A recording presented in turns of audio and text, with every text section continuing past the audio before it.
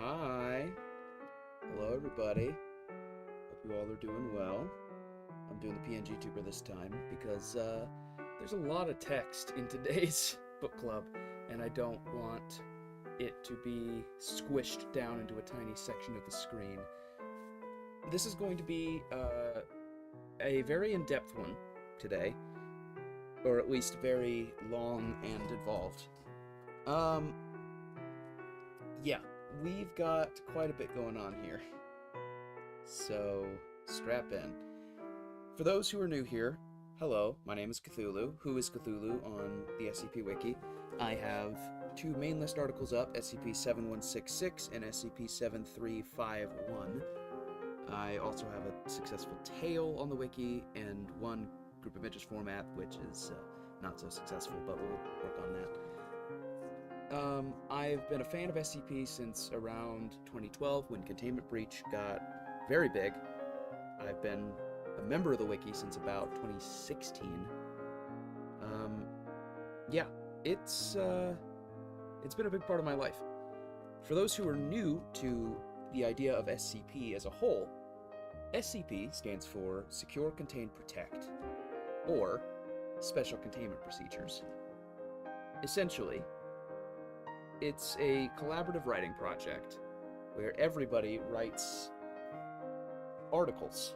These articles being, essentially, one article is the special containment procedures for an anomalous thing.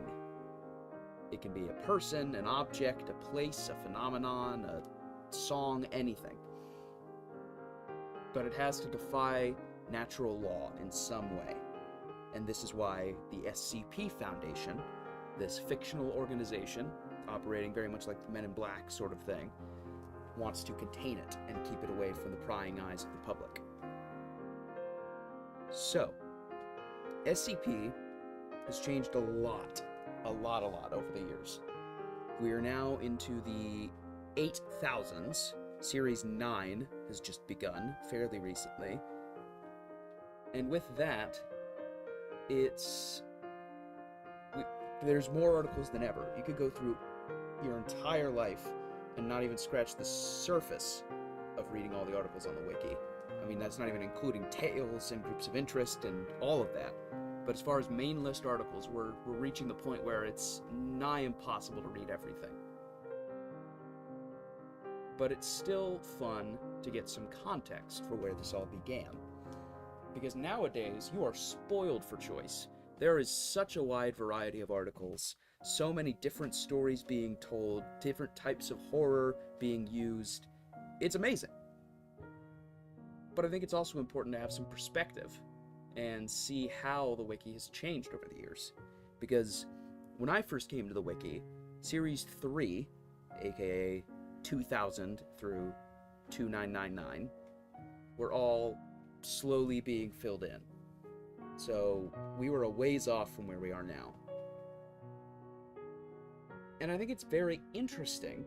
A great way to get some perspective is to look at each individual series, aka every 1,000 articles, in a vacuum, and try to identify the tropes, the methods used by the authors in those periods, see what is popular at any given time. Because, naturally, with a big collaborative writing project of this scope, things are going to change. People are going to have tastes that differ from time to time. And so I think it's important to, at least for the sake of historical understanding, go back and look at what changed, what started with this wiki, and how it evolved over time. Even within an individual series. Here's the thing. Series nowadays often only last for about a year. There's so many people involved with the wiki that I believe Series 7 got filled up in just over a year. But back in the day, Series 1 went from 2007 to 2011. Series 4 took about as long. They were much longer. There were not nearly as many people filling out these lists. And so these trends affect articles in a much longer term way. you know, when you have just a year for 1,000 articles, naturally, those 1,000 articles are not going to have as much time to adjust to new demands, new interests, new trends. But when you have a series that lasts for 4 years, like Series 1, you can see a lot of change within just those 1,000 articles. So, without further ado, let me take a drink of water, and we shall begin.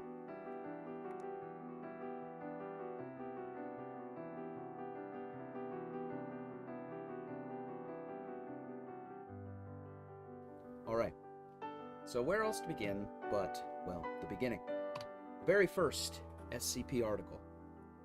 From the files of Site-19, this was posted on June 22nd of 2007 on 4chan on, I believe it's the /X board, which is the hub on 4chan for supernatural, basically campfire stories of many different kinds. So this article was posted at that time. As you can see, littered with typos. You got SCP, SPC, SCM. To be kept in a locked container at all times. Doors to be relocked. Little is known about item number SCM-173's origins. It is constructed from concrete and rebar. It was once painted with Krylon brand spray paint. Krylon, I believe, misspelled. Yep. That's fine. What did I just close? Oh, I see. SCP-173 is animate and malevolent. Given the chance, it will kill anyone within its line of sight. Its weakness, however, is that it does not move while being watched. Despite this paralysis, it is still highly dangerous, able to cover at least 2 meters in the literal blink of an eye. Typically kills by either snapping the victim's neck from behind or grabbing the victim's throat and strangling him. Whatever animates SCP-173 does not give it much force with which to break things, as seen above a large room with unbarred windows is fully capable of containing it. Its grip, however, is unbreakable, as when it is not moving, the statue is as hard and strong as concrete. When left alone in its room, one can hear a stone-on-stone scraping from within that is believed to be the sound of the 173 moving about. The reddish-brown substance on the floor is a combination of feces and blood. We don't know, nor wish to find out, where it comes from or how it arrives, but 173's container will slowly fill with these substances. In order to ensure the bacterial growth within does not begin to damage the building it is contained in, and to maintain some level of sanitation, the enclosure must be cleaned on a bi-weekly basis. That's it. That's the description.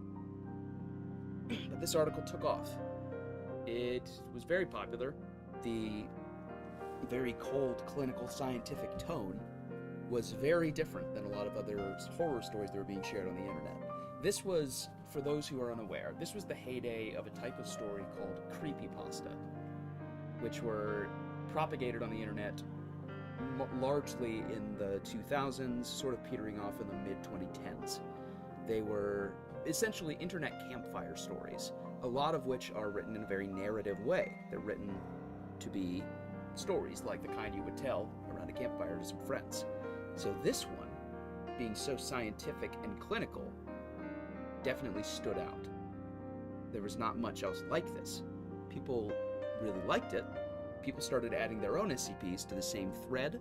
It eventually became popular enough that they had to migrate to Edit This, which is a website that allowed them to store some SCPs. You can see there are some. This is where the format got sort of codified. Got some pictures. This picture is not on the article anymore because it's not Creative Commons. I'm going to be showing quite a few images that aren't Creative Commons. This is just for the sake of posterity and for showing what the historical articles looked like. But if any of the copyright holders take issue, let me know. I'll see what I can do. But yes, essentially, these SCP articles, when they started, had item number, object class, containment procedures, description. And that is really the basic building blocks of SCP. Now, what makes these articles? Well, essentially, a lot of these early articles, someone's described it really well as the equivalent of entries in the monster manual for Dungeons and Dragons. They are a specific creature or object that has a weird specific property, and that's it. And that's fine. That's really what makes these articles interesting. They are places, things, objects, people that have an anomalous property. And that's it. The whole conceit of these initial articles is just the interesting part is these things in and of themselves, and especially the containment procedures, the weird things that the Foundation has to do to contain them. So, eventually, Edit This got filled way up, because they migrated here in January of 2008. Eventually, by July, it was getting full up. They did not have enough storage, and Edit This is run by one guy who did not have the means to help them. So they migrated to the Wikidot wiki. This is where we see the administrator informing everybody of the changes that are coming. Welcome to the new site. A lot of progress was being made at the old SCP wiki, but the hard work of dedicated users was being hampered by the limitations of a site without admin and a host that was moving on. Also, the need to move on was inevitable. Rob Core of Constant Sun, the host of Edit This, is just one man working hard, but unable to ward off legions of spammers attacking Edit This. The Wiki Farm is just one of several projects he's working on, but to keep it, he's going to have to upgrade it to a paid service. Actually, we're being considered for deletion. To keep the wiki alive and free, we've moved to Wikidot for hosting. Things are a bit different here, but the move is still for the best. Here, there will be many admins to keep the site strong and fresh. I'm not a professional website designer. I'm still learning the ropes. As much help as possible will be sought and appreciated. The administrator. So there you go. That's the move.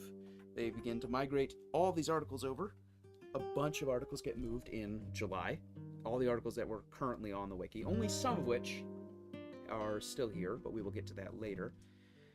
So you jump from this kind of format to this.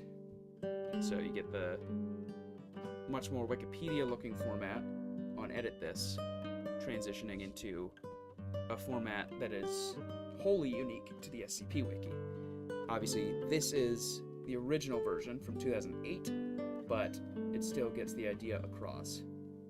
So, this one, as described, it's impossible to move. At least 6 feet needs to be maintained around the structure.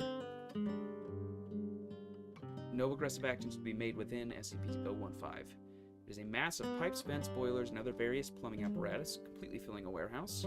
Pipes appear to grow when not under observation, attempting to connect to nearby structures via sewer systems and underground plumbing. It reacts to tools and aggression.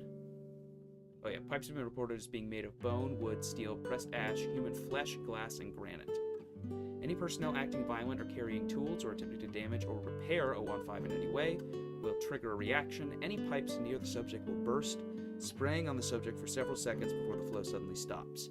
Pipes have been reported containing oil, mercury, rats, a species of insect not yet identified, ground glass, seawater, entrails, and molten iron.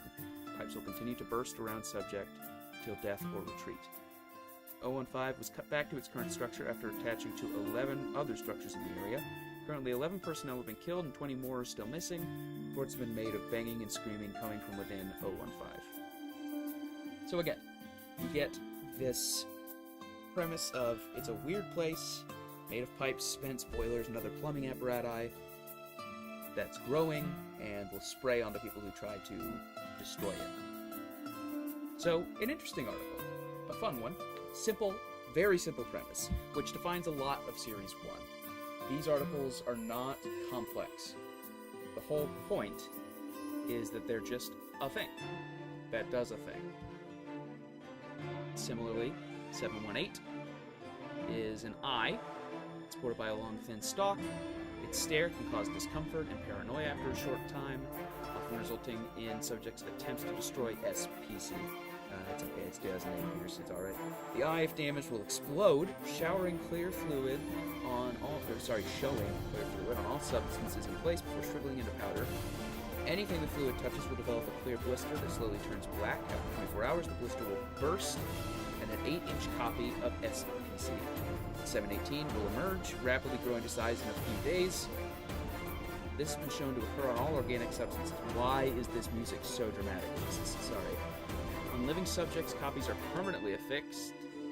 Attempts to surgically remove, cause extreme pain, though it is possible. Aside from a vague and persistent desire to destroy other copies of 718, the host is unaffected after removal. Testing indicates the subject becomes able to see through it. Vision is different, as blank is now visible at the expense of a more conventional sight. After roughly 1 week, the subject will attempt to find the area that undergoes the largest amount of traffic and, quote, plant 718 at the expense of the subject's life. 86 copies are currently contained in the containment chamber. Again, it's an organism. It does a thing. That's it. You notice a lot of these articles are very short, and that's another draw of these early articles. They're quick, they're easy. And now this one, 113, small piece of red jasper. When touched by the flesh of an organism possessing sex chromosomes, the object changes both the genetic and physical sex of the entire organism. This happens in 3 stages. The artifact also takes around 1 minute to recharge, although this period of time is shorter if the artifact is in direct sunlight. This change is semi-permanent in that it can only be reversed by a second contact with the item. When the object is placed into direct contact with asexual organisms, it begins the process but stops at the first stage. The same is true of inorganic material, thus the item is easily handled. This one has changed a lot since it was written, but I find it funny that people talk about the SCP Wiki being woke now, when the gender-changing rock was, or the sex-changing rock was one of the very first articles written and migrated from Edit This. This is not new, y'all. Nothing new here. Now, granted, this article's changed a lot. This is only the original upload of it.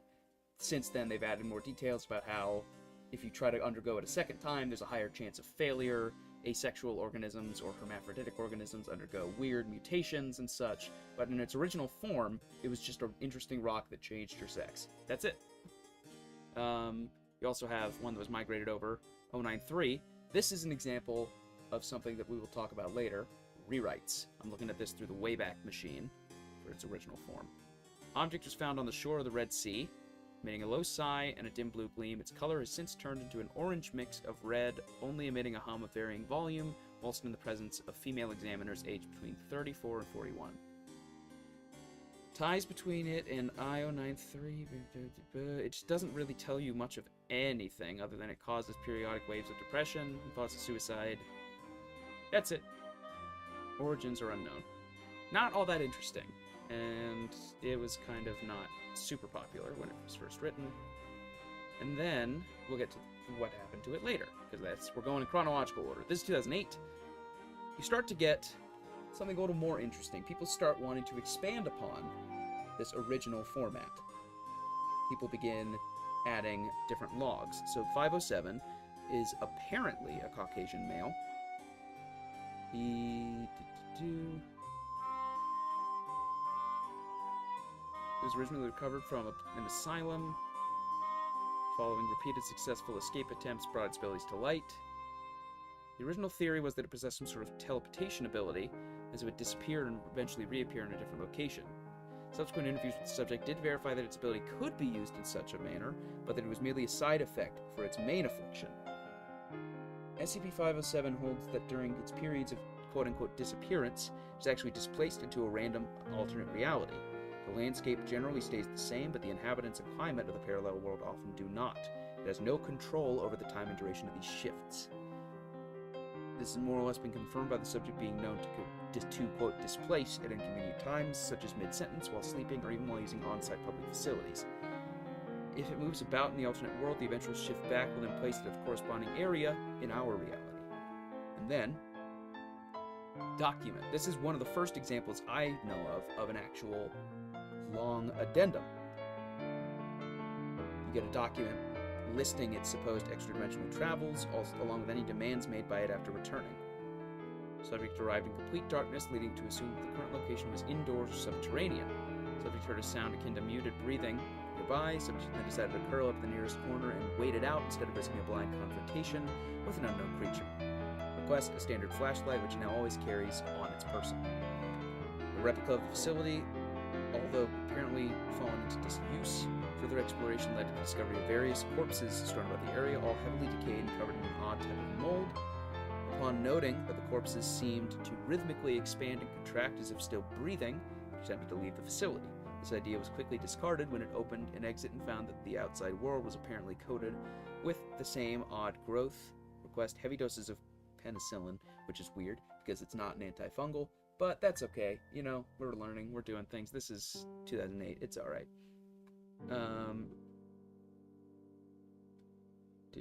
Upon reappearing, subject was reported to mutter so many spiders.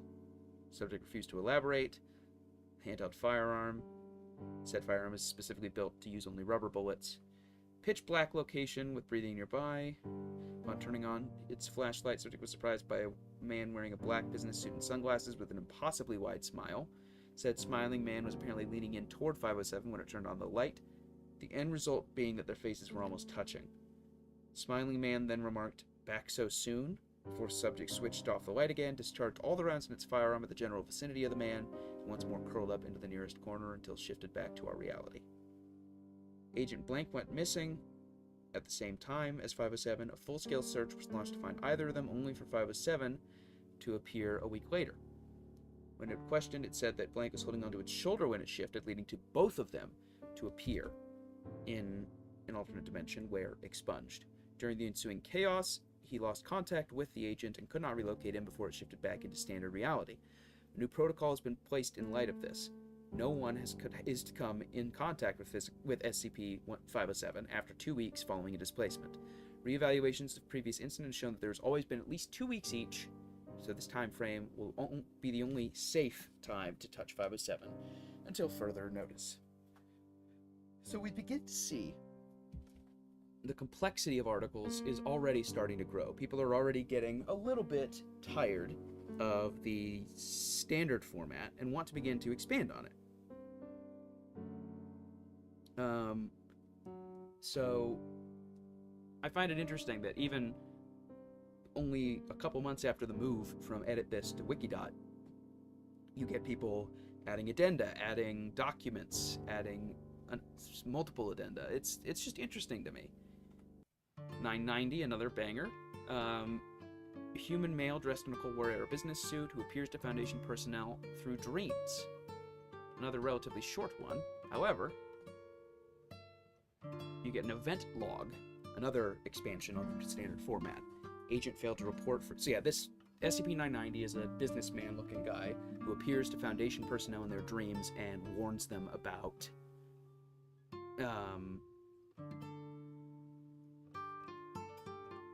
Yeah, it's made similar threats. Yeah, he appeared to our agent at his assigned time. He was found in his quarters. After over 40 hours of sleep, he awakened in a highly agitated state. Subject reportedly ran through the facility, yelling loudly about the end of the world. Even after being heavily sedated, all of his bodily functions remained in a dangerously accelerated state, increased heart rate, high blood pressure, etc. Subject described a man matching the regular appearance of 990. According to Dr. Blank's report, Agent described with great detail a series of events that would lead to several tactical nuclear missiles being launched into mid-Europe, I don't know what that means, and Eastern Asian, it's alright, ultimately resulting in extermination of nearly 98% of the human race and the total collapse of human society. Agent claimed that the information had been outlined to him by 990 while he was trapped within his dream. They were dispatched to eliminate the initial threat. They were successful and the crisis was averted. The agent, however, did not survive his ordeal and died of shock-like symptoms. Since the event, 990 has appeared to many Foundation personnel and made similar threats. Any threat made by 990 should be reported to the Foundation authorities, regardless of its severity. Foundation personnel are considered free to converse with 990 if he should appear to them, and are encouraged to try to obtain information from the subject regarding himself. Additionally, Dr. Blank has stated that anyone who can determine whether or not 990 has a corresponding body somewhere in the world will be well rewarded. So yeah, it's a guy who shows up in your dreams and warns you about, coming catastrophes. As you can see, this is a very interesting one, where the event log is integrated into the description. Again, really toying with the format, while still sticking to the standard formatting in general, while adding bits and pieces there from there. 807, another good one, very simple. It's plate that transmutes any food served upon it into a fatty, cholesterol-laden variation of its original form. The food in question is enhanced in flavor and aroma to preternatural levels. Anyone who does consume said food, however, will undergo cardiac arrest within 5 minutes of finishing their meal due to rapid fatty buildup in the major arteries. In some cases, immediate bypass surgery has been shown to be effective in saving the life of a subject. Recorded transmutations. Cucumber sandwich made with fresh cucumbers, white bread, and 0.5 cc's of butter. It's an interesting unit. Fried egg sandwich. Vegetarian patty with fresh lettuce, tomato, and onion with 1 cc ketchup. It's very funny to think about condiments in terms of cc, but anyway, mustard and 2 slices dill pickle on a whole wheat bun. Quote-unquote Luther burger, served on 2 Krispy Kreme donuts with 3 beef patties consisting of a total of 0.5 kilograms of beef, served with lettuce, tomato, onion, ketchup, mustard, mayo, with a fried dill pickle on the side. Luther burger, data expunged. No further experiments on high-fat food shall be carried out due to the high number of casualties. That's another thing about a lot of these early articles. Some of them are generally very silly, which is part of the tone of this era. A lot of people call it LOL Foundation. There's this general sense of just looseness and humor to a lot of it. Got 034, a very simple one, but with also other reports. It's an obsidian knife that allows you to cut a piece of flesh from a living individual and place it against the skin of another individual, causing the second individual to not only take on the appearance, but all of the physical characteristics of the individual. Testing has revealed that the amount of time the facade lasts is directly proportional to the amount of flesh used. Decided to test several scenarios. Sample taken from a cadaver, no effect. Taken from 532, successfully mimics it. Upon termination, he reverts back. I think they got their numbers mixed up. Sample taken from a brain-dead patient. Mimics the patient's appearance and manages to maintain the facade. Taken from a terminally ill patient. Successfully mimics his appearance and his illness. Both the terminally ill patient and 452 expire at the same time, after which they revert. And then, of course, one of the big hallmarks of Series 1, a lot of data expunged and redacted and black boxes. I mean, even back as far as the original. Actually, this original article does not have any expungements. It's not till you get some more of these articles. Even 015 doesn't have any. It's the first one here that actually has one. Yes, 718. There we are. One of the first articles to have it when it was transferred over. But this becomes a staple of these articles. Data expunged, redacted, black boxes, showing removal of information. Sometimes, especially in Series 1, a little bit overused. Because there's some information that absolutely does not need to be redacted, like the specific day in a month, or the specific city within a state at times. Anything like that. Sometimes it makes sense to redact those things, but generally not really. And then post-interrogation report, as per standard operating procedure.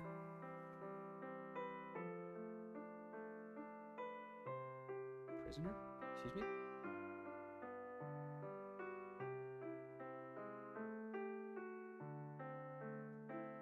So this is where the artifact was discovered from. Prisoner had extensive knowledge of the Foundation and its inner workings, extensive knowledge on other SCP-related agencies and groups, was given very specific instructions to infiltrate Site Blank and maintain his position until further notice, had enough samples of Dr. Blank to stay within the site for double-digit days. Regrettably, the prisoner did not survive interrogation. So there you go. It's a little weird that they don't mention how they... Oh, yes, they do. 034 came into Foundation possession when an imposter disguised as Dr. Blank attempted to infiltrate. He was apprehended when authorities discovered the real Dr. Blank tied up in his home with a large portion of his right arm skinned. Further details may be found in the interrogation report. So there you go. And now going back to 093, this short article that doesn't really tell us anything, we start to get... This is an article that really defines a lot of Series 1, and also the Foundation going forward. Because that article was short, not really that interesting. It's primarily a red disc, carved from a red stone composite. Will change hue when held by a living individual. If it's removed from a mirror and not held by a person, it will seek out the nearest reflective surface. An obstacle is between 093 and the nearest reflective surface. We'll use this momentum to punch through the obstacle. It will only stop when a reflective surface is contacted, and no damage will be dealt to 093 or the mirror regardless of velocity. No records exist to clarify the nature of 093's discovery. Since no records exist, a test procedure was initiated to establish why mirrors must be used to contain it. The result led to the discovery of living beings holding 093 being able to move through mirrors, and the series of tests in T2 to ascertain the destination reached through this travel. So this is where you get, because it mentions that it needs to be on a silver-lined mirror pedestal, but it never explains why. So Nico Chris decides, I'm going to expand on that specific aspect of it. So this is the original documentation, aka this article, put in here. Mirrored surface, they test it with different mirrors.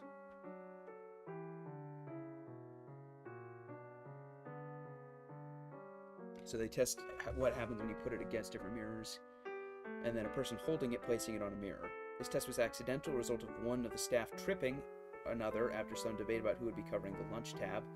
As a result of the behavior, it was discovered that a person holding 093 and placing it against a mirror will in fact move into the mirror. Containment testing discontinued after establishing that 093 requires only a mirror to rest inert. Testing on human interaction with mirrors while holding 093, authorized by Dr. Blank. Now, I'm not going to go all in to this, but as you can see, you've got logs that lead to these big, long tests. This one, the blue test, related to their personality, goes out into a field, moves forward as instructed, pulley system engaged. Subject requested to try doors, room is bare but walls are filthy. Figure is visible at the end of the tunnel where the 7th door is. Nothing is visible on the camera. Subject pans around slowly. A crowd of 37 countable figures stand silently. Features are unidentifiable, and they are lacking the blue tinge that dominates the landscape. Panic breaks in control again, but subject notes only oddity as being the cable having an angled path. Subject tugs the end of the cable. It is taut and does not move.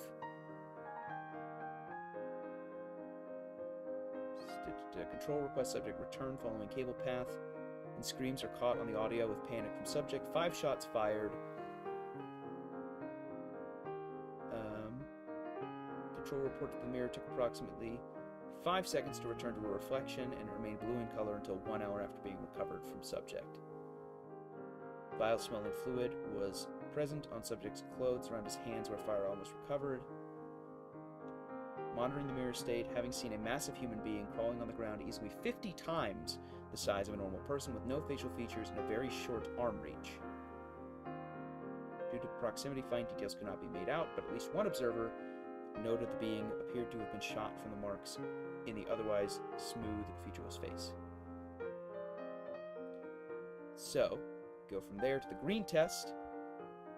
Same farmland. All greens through video feed are deeper and green tinge overlays the normal colors.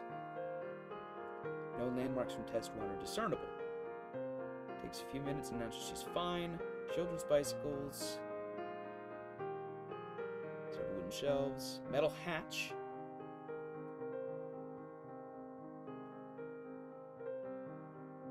Several boxes of food are found, similar to those found during Blue, marked as cereal. Supposed to leave the bunker, and then sharply asked to wait by a control technician who directs the camera view to an area near the exiting doorway to the hatch. Ethernet jack, strange amber-like substance. Essentially, these tests clarify this very strange alternate world. You go to this city that's also been filled by these weird entities. You've got all these details of this weird cult-like, almost religious situation. The red test. And then you got the materials recovered. Newspaper articles, all these things. 093 sets the bar very high for the amount of context that can be a part of your article. As you can see. This is the current version of it, but it's not that different. It really changes the game as far as how much information can be included in your SCP article, how many different types of documents. Just the level of world building is unseen before something like this. It's wholly unique at this time, and it encourages a lot of other articles. Now, of course, you get some that are a bit shorter, but this one is also interesting and obviously has a lot of world building. SCP-701, in fact, helped spark a whole canon of its own. 701 helped spark this Hanged King canon. As you can see, there's this whole tag here, Hanged King, which has a whole bunch of articles. This one is a play, a Caroline-era revenge tragedy in 5 acts. Performances of the play are associated with sudden psychotic and suicidal behavior among both observers and participants. It describes all the weird things that start to happen as a result of performing the play. The Hanged King appears fully on stage.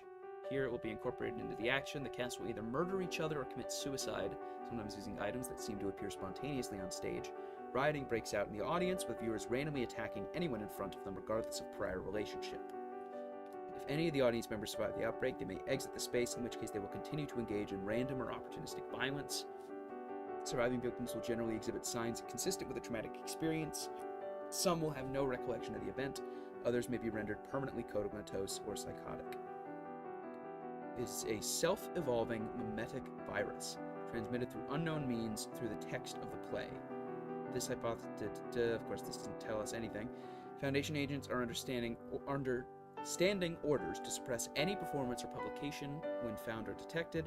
Despite our best efforts to the contrary, however, the play remains freely available online, sometimes under different titles. And then, yeah, agents should note that copies of the play have been misfiled under different titles or spellings of the title. Furthermore, copies of the 65 text have been found in circulation throughout college theater departments in the continental US and the UK. Given the high probability of expunged in my mind, I recommend that it be upgraded to Keter class. The mimetic virus may well be the forefront of an invasion scenario. Furthermore, expunged. Denied. None of the current information we have on SCP-701 indicates an XK class scenario. Until we have additional data, classification will remain at Euclid. Face facts, Doctor. The cat's been long out of the bag on this one, and in this line of business, we consider ourselves lucky if we only lose 100 or so people every 10 years. So we get a little bit more world building, so a lot more. I mean, the whole thing about SCP, right, is that there's this internal logic to a lot of these articles. It does not follow natural law, but it does follow laws of some kind.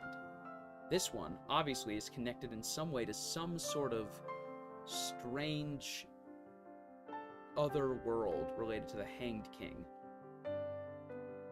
Obviously, the Hanged King canon elaborates on this, but this article is the first of its kind. You still get a couple of these very simple articles. 014 is very short and sweet. Caucasian male appearing to be approximately 30 years of age, with black hair, brown eyes, and a somewhat round face. Records indicate his name to be Robert Chetford. Confined to 1915 to the Norwich Asylum in Connecticut, claiming that he'd been cursed to live forever. His outward appearance is a normal man, but he does not appear to age and shows no signs of possessing a metabolism. He does not eat, drink, perspire, or in any other way demonstrate life functions. He breathes only to speak, and apart from his eyes and vocal apparatus, is to all appearances utterly immobile. He has never shown any evidence of pressure ulcers, despite his position not having varied for several decades. Neither do his muscles appear atrophied. He can converse normally, but shows little knowledge of or interest in events since his confinement. Frankly, were I to interview this man without knowing his history, I'd think he was a perfectly sane, well-adjusted individual who happens to be quadriplegic. As it is, I have to conclude that he's the ultimate proof of the idea that the mind rules the body. He thinks he's concrete and will live forever, and so he's as close to both as he can be, somehow. So again, another very simple, short article, but one which still comes after a lot of these articles. So, this is the thing about SCP, right? It's not a monolith. People try to describe SCP in broad strokes, and it's never going to actually cover every single thing that's happening on the wiki. Even while some of these articles are really expanding the world building and doing their own thing as far as adding all these logs, you still have plenty of short articles being written. 571, another short, simple article, seemingly random pattern of lines and scribbles. When a human looks at it, they will begin to search for another piece. The exposed human will copy it. They will look for other humans and coax them to look at the pattern. Spread quickly through a group of humans, eventually infecting all nearby persons. At the point when none of the carriers can find another person to infect, all the carriers will simultaneously die. This one has been edited a lot since it came out as well, but this is the gist of it.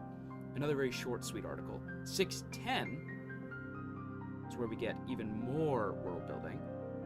This is also written by Nico Chris, who did the rewrite of 093, and it goes in depth. This is another article, in fact, that started its own canon. The whole idea of Sarkicism, this cult of religious fanatics who experiment on flesh, try to augment their bodies by mutating themselves. So, the 610 appears to be a contagious skin disease at first, with symptoms including rash, itching, and increased skin sensitivity. Within 3 hours, the disease will cause blemishes resembling heavy scar tissue to form in the chest and arm areas, spreading to the legs and back within an additional hour, consuming the victim completely within 5 hours. Exposure to higher temperatures vastly increases the time for the contagion to spread, and a complete infection has been recorded as occurring in 5 minutes. After the completion of the infection, the victim's life functions will cease for approximately 3 minutes, after which time they will restart at double to triple the activity rate of normal human. Scar tissue on the victims will start to move of its own accord and grow at a rapid rate. Normal human features start to disappear at this point in the infection, and the path of mutation appears to be largely random. Observation of life infected by staph is impossible. Those infected with the disease immediately seek out aid as a natural human impulse, resulting in unintended infections. Those infected past the scar tissue phase actively and aggressively attempt to infect anyone approaching them within an undefined area. It has been established that should an infected be capable of sight and observe an uninfected, it will proceed towards them.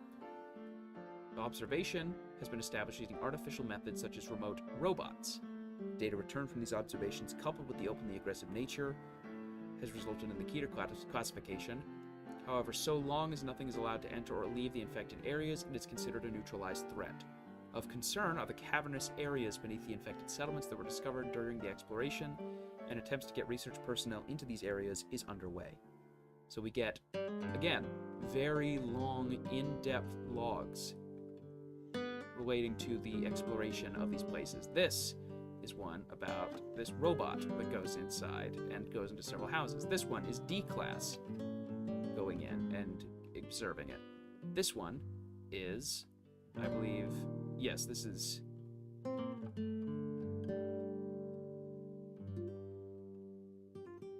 Is this one? Yes, this is also robots as well. Now there's teams going in. Number 4, you get more researchers going into the tunnels, going into a weird city under the town, and time-delayed video feed from the lost team members who fell into the underground river currents was established and has been filed in 6. And of course, because this is Series 1, file number 6 does not exist. For some reason. I've read about it. It seems like the author just got very busy and was not able to finish it, but it's unfortunate that it remains unfinished, I believe, to this day. Yeah, number 6 still does not have a page of its own. But as you can see, the world building is getting really involved at this point. You get these very complex articles. People think about SCP getting so complicated now, and I understand that, but even back in Series 1, we're seeing some of these hallmarks of modern SCP as far as exploration logs and interviews and all these stories being told through the formatting. You still get some short articles. 115 is a very fun one. Toy dump truck, which weighs as much as the actual vehicle it represents, roughly 90 tons. As you can see, get the little toy dump truck being carried on an actual truck. I don't know why I closed that. That was a mistake. Oh well, this is the current picture anyway. 602, another short one. The Sculptor of Soho, which attacks people who enter the apartment and transforms them into a sculpture of variable material, similar to the sculptures already present in the apartment. Again, a very simple one. And then, after this date, we get an event that really shook the SCP Wiki, the mass edit. The problems of too many shoddy entries still was not completely solved, even with Clef's suggestion. There were simply too many hovering at -2 or -3 that nobody was able to move one way or the other. The idea of a big SCP review was brought up again, and on September 4th, 2009, the mass edit began.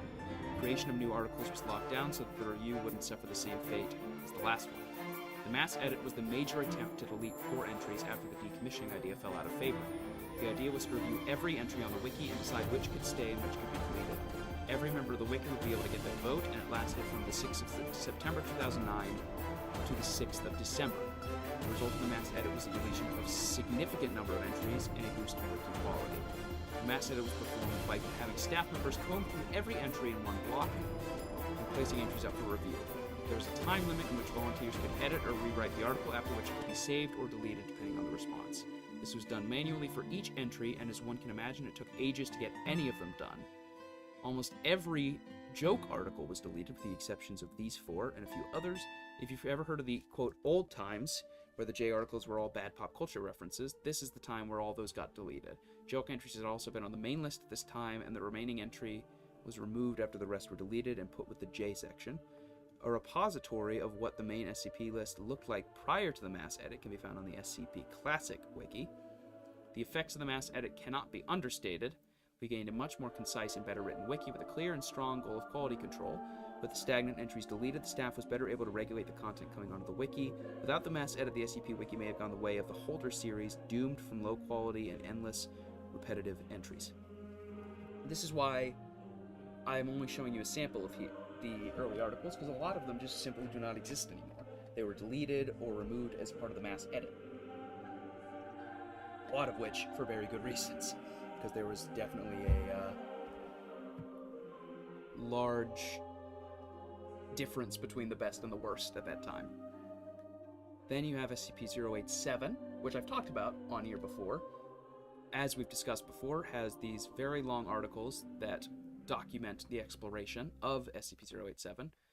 176, you still have a couple shorter articles, but the ideas are getting more sophisticated, I would say.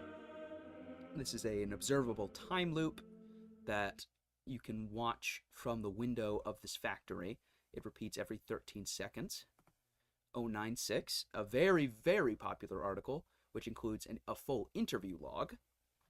We're getting into 2010 now, so we're getting closer and closer to the rest of this series being filled up. 106, written by Dr. Gears again, yet another banger. An elderly humanoid with a general advanced stage of decomposition. He will cause a corrosion effect on all matter he touches. He's capable of passing through solid matter. He pulls people into his pocket dimension. This one's very popular as a sort of essentially boogeyman of the SCP Wiki, which understandably would be very popular, and he's subject to a lot of fan art and an appearance in SCP Containment Breach, but we'll get to that next time. 370, another very, very good one, with a lot of really interesting information. This one has had a log added to it as far as the circumstances of its retrieval, but even this original article, it's a key. Any knowledge of its physical characteristics causes infection. Infection has 3 distinct forms of expression, depending on the intelligence, disposition, and religious faith of the infected individual. It's a very religion-themed SCP, and it's quite good.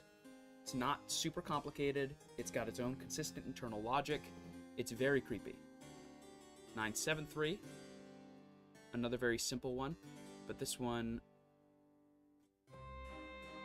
this log I don't think still exists, but yeah, it's a police officer who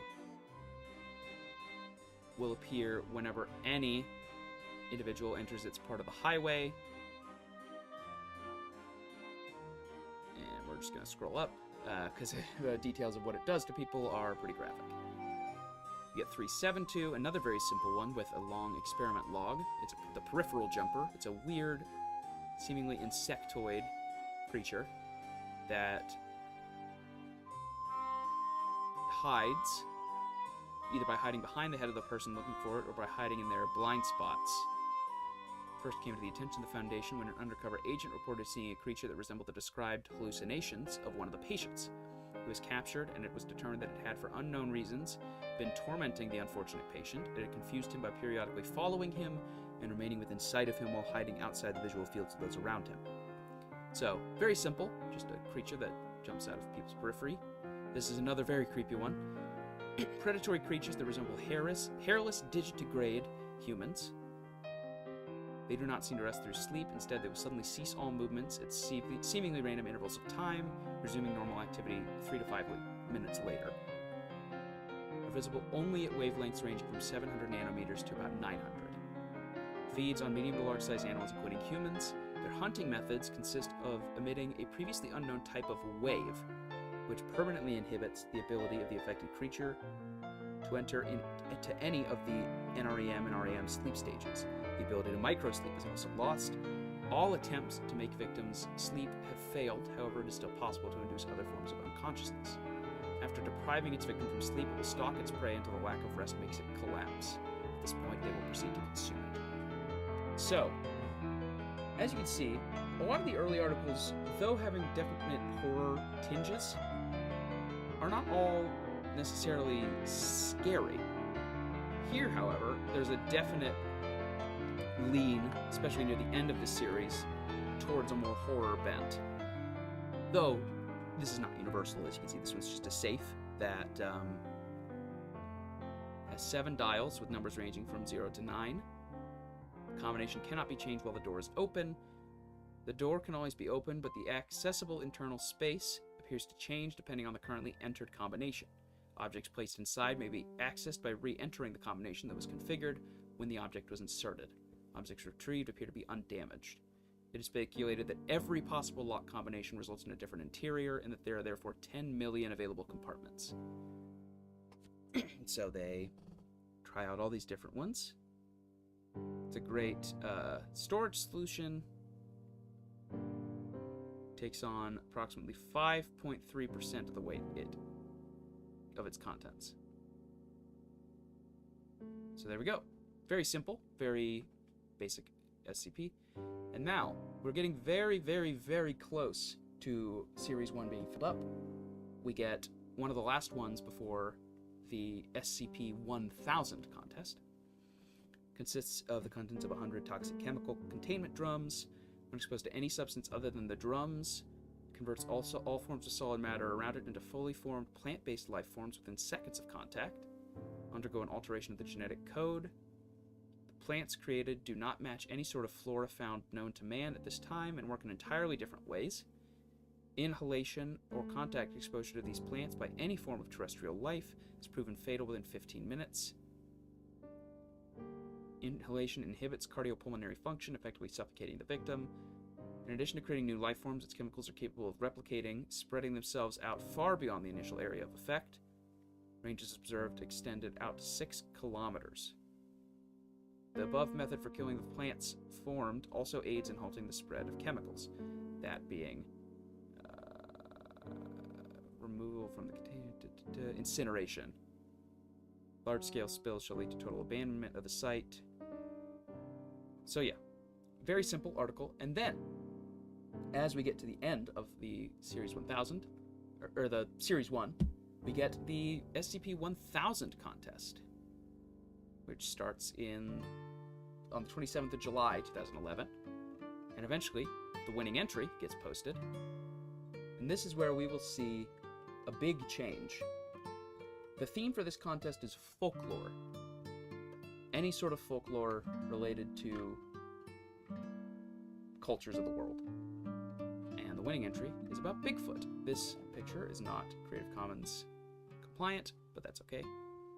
It is a nocturnal omnivorous ape. They evolved alongside Homo sapiens, existing contemporaneously with proto-humans until about 10 to 15,000 years ago, when an extinction event eliminated all but 1 to 5% of their population.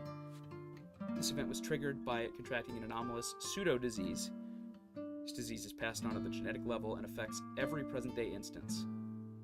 The effects are as follows. Any hominid, including humans, chimpanzees, bonobos, and other non-immune instances of 1,000, that directly or indirectly observe any instance of 1,000, has a minimum 2% chance of being instantly killed through anomalous means via permanent cessation of brain function. Known means of preventing this effect are small scale and only include redacted. Came to the attention by a group of the Serpent's Hand. And then they may be developing a resistance to the sonic element. And then level 3 clearance required. This is where this article gets very interesting. And this is sort of a big turn for Series 2, which we'll discuss next time. But I just wanted to show sort of the transitional point. You've probably heard the rumors before now. Everyone without the clearance level to know better wants to get their dig in. Did you hear Sasquatch is an SCP? Are we going to capture and contain Batboy next? Yes, Bigfoot is SCP-1000. Sure you've snickered. Don't worry, contrary to rumors, we don't actually assign you Keter duty, my bad, for finding something humorous. We think Bigfoot is funny because we want you to think Bigfoot is funny. We've bankrolled Hollywood comedies and farcical documentaries, paid off men in gorilla suits, perpetrated hoaxes with bear prints and goat fur, bribed and brainwashed cartoonists to get especially silly depictions on children's television. Even the term Bigfoot comes from us, planted in the media in 1958, a term people would find even harder to take seriously than Sasquatch. Why? We'll get to that. The information in that article that you've already read isn't entirely true. There are 2 direct lies and plenty of lies of omission. There is no such thing as the anomalous pseudo-disease. It does not possess a magical death aura. In fact, 1000 does not exhibit any anomalous effect whatsoever. We've also lied about its intelligence levels. They aren't chimp-level smart. They're as smart as us, if not more. That brings us to the lies of omission. That's what this letter is for. The lies came from me, so I figured the truth should come from me as well. This is the story we got from the Children of the Sun who defected to us. It's a story we didn't believe, refused to believe at first. As you've already read, the apes evolved alongside us. We walked in the daytime, they walked in the nighttime, our nocturnal siblings in the shadows. But while we were still wandering hunter-gatherers, they changed. Like we would a few thousand years later. Tools, weapons, agriculture, domesticated animals, stable settlements. As humanity blinked in the Pleistocene sun, 1000's population exploded across the night. They blanketed the planet in the tens of billions. They made things we still can't comprehend, even though we've thoroughly studied the surviving pieces. Organic technology. They made trees and birds of prey grow into fast-moving ships, herds of animals that became trains, bushes that became flying vehicles. We were rare, like gorillas now, a few 100,000 left at best. We avoided their settlements just like wild animals today avoid ours. 1000 understood we were intelligent like them, but avoided us just as we avoided them. Saw us as fairies, as gnomes, ascribed us supernatural powers, said we ate bad children while they slept in daylight. They fenced off our dwindling wild populations in conservatories, outlawed poaching, but in the underground consumed our bones as aphrodisiacs. Then their civilization fell. And we did it. By we, I don't mean the Foundation. By we, I mean humanity. The story is muddy. Supposedly a trickster forest god showed humanity favor, showed us the master's tools and how to use them. Why we did it, we don't know. Perhaps they hunted us, perhaps we were simply afraid. Perhaps it was just that they fenced us in unintentionally or not. We simply don't know what the truth is. Somehow we acquired 1000's own technology, and with it we instigated an SK-class dominance shift in which humanity became the dominant species of Earth. We wiped out 70% of their population in a single day. The Day of Flowers, the children called it. Supposedly every flower bloomed that day while our enemies died in their sleep. Then we hunted the rest down, but we went further than just killing them. With a few of the more twisted of their devices, we drove the survivors mad, even those hiding beyond our reach.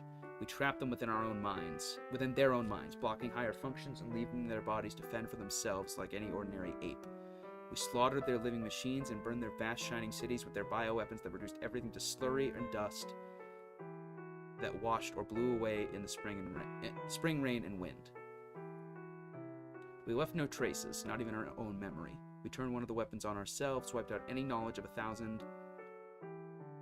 Only a few humans protected themselves from the effect, kept forbidden knowledge just in case. We went back to being hunter-gatherers, none the wiser.